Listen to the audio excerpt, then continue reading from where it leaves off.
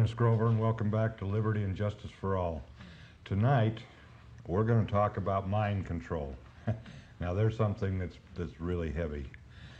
All the research I've done, as you know, before each show, I do as much as I possibly can to find out if these things are real and who knows what about them. And the amazing thing that I found out about mind control is that this is old. Tonight I have as a guest author Jim Keith. Jim, welcome to the program. Thanks. I got Juanita Cox and Jerry Smith is going to help us out. They have done a lot of the research on this subject, and to be quite honest, I'm going to start right off. Jim, what is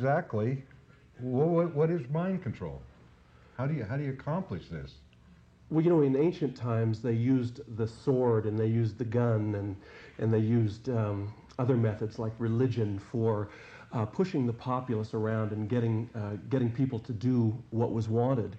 But in recent times, in the 20th century, there are new technologies that provide the expertise to control people totally without their knowledge. Means of electronic entrainment, brain control implants, methods of advertising that manipulate us against our will. And this isn't science fiction. This is something that's very documented. If information is misrepresented, that takes away our degree of choice. The media does that all the time. Anybody who's had any experience with network TV, with an interview or whatever, is always horrified to see their interview chopped into tiny little sound bites, and is horrified to have the interviewer far more interested in getting one to mess up or to reveal something embarrassing rather than getting at the truth. Right. Absolutely, that's manipulating the information that we have available to us, to our mind. I talked to a lot of different people about this. They all came up with the same thing: HAARP. Now, HAARP used to be something an angel played, and that's what always came in my mind. Apparently, things have changed. Just find out exactly what HAARP is, where it is, and what's it doing there. Well, HAARP is the world's, when completed, HAARP will be the world's largest radio station, only it's not broadcasting for human ears. Its purpose is to send a gigawatt of energy into the ionosphere to see what will happen. It literally to heat the ionosphere like a microwave warms a frozen burrito, just to see what will happen when this occurs. Tomography, which is a way of looking inside the Earth, kind of like CAT scanning the Earth. And the purpose is, it was funded by the U.S. Senate to verify counter-proliferation treaties, that is to see if there were nuclear, biological, and chemical underground stations that they could find and target. Is this openly funded? I mean, is this, oh, yeah. This isn't one of their black budget No, it's things? openly funded. You can find it in the congressional record and in the national budget. It's listed under counter-proliferation measures. They call it HAARP.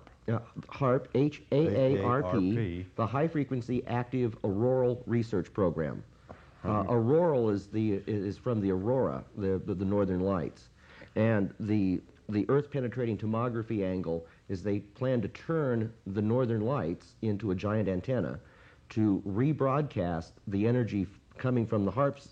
HAARP on the ground will broadcast into the ionosphere, turning they're hoping to tune the aurora and turn it into an antenna thousands of miles long to rebroadcast a signal sent from the HAARP station. But not a signal we can hear. No, this signal will be in extremely low frequency. What people are concerned about is this is like 90 electromagnetic broadcasting units that can perform a variety of functions more than just researching the upper atmosphere.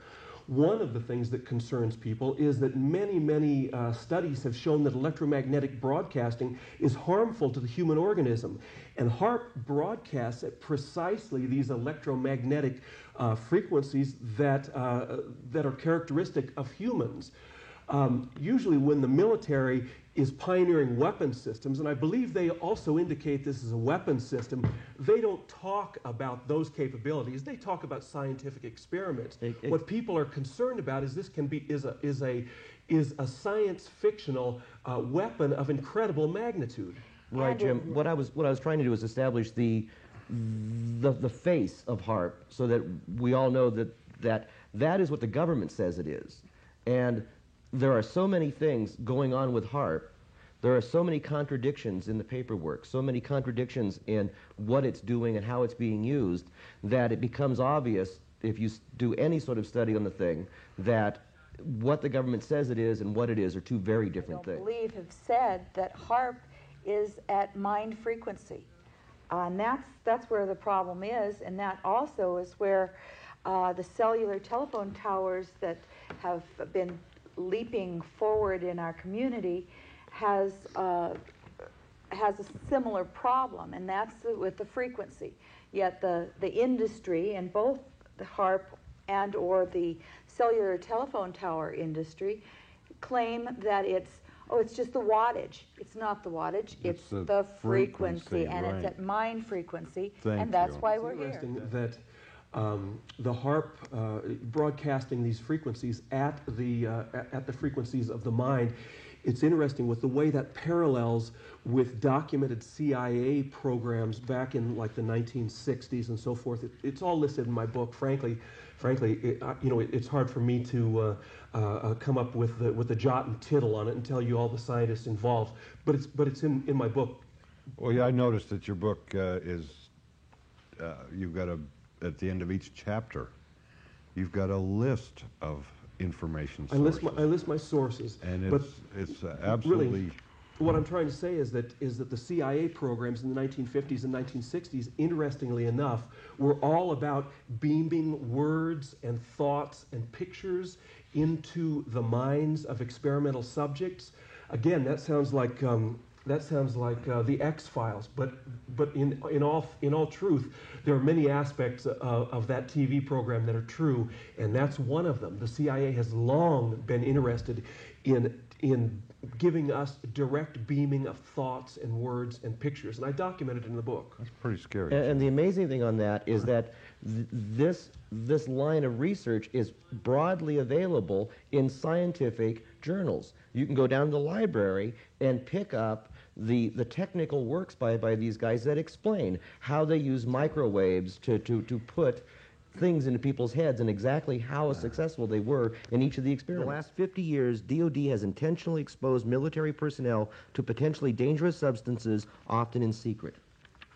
Oh, radiation releases at U.S. nuclear sites, other exposure to ionizing radiation, hallucinogen. Beginning in the early 1950s, around 1951, the CIA launched into a broad experimental program called MK Ultra, which had like 149 sub-projects on mind control, utilizing everything from hypnosis to drugs to brain implants to electromagnetics.